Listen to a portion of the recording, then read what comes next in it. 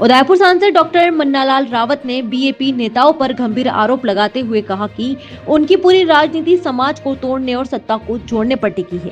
सांसद रावत का कहना है कि बीएपी विधायक थावर चंद लगातार उनके खिलाफ आपत्तिजनक और अनैतिक भाषा का प्रयोग कर रहे हैं। उन्होंने आरोप लगाया है कि बीएपी नेताओं को कैथोलिक चर्च ऑफ रांची और कट्टरपंथी ताकतों का समर्थन प्राप्त है, जिनके इशारों पर यह संगठन आदिवासी समाज को भटका कर अलग धर्म कोड की मांग कर रहा है।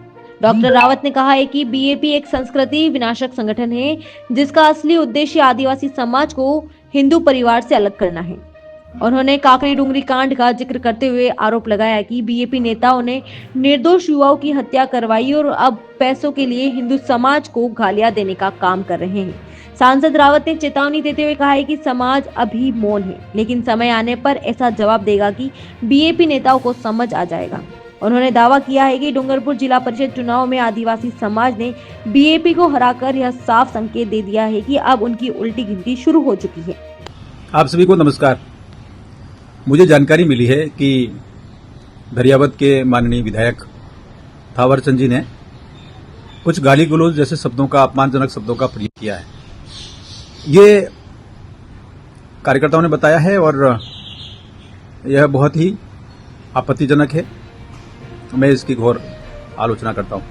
एक बात और समझना है, कुछ बातें विगत समय में आदिवासी क्षेत्र में पनपी हैं। उस पनपी हुई बातों में जो समर्थन है वो कैथोलिक चर्च ऑफ रांची का है, जो अलग धर्म कोड की मांग करते हैं। पादरी वेरियर एल्विन की बात है, जो हिंदू समाज पर, महादेव को मानने वाले आदिवासी समाज पर आक्रमण करते हैं। ये भी ध्यान में आता है कि ये वही लोग हैं जो काकरी डुंगरी में 2 आदिवासी किशोरमय बालकों को पुलिस से गोली मारकर हत्या करवा दी थी।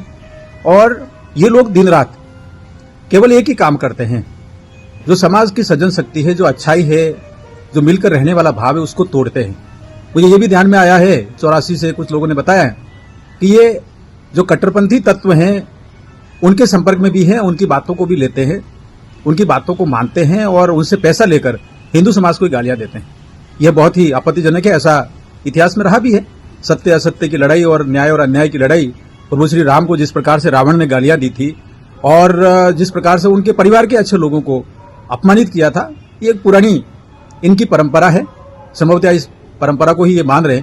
मैं ये जो बीएपी और बीएपी के मित्र हैं उनसे कहना चाहता हूं, समाज अच्छा है, कृपया छेड़े नहीं।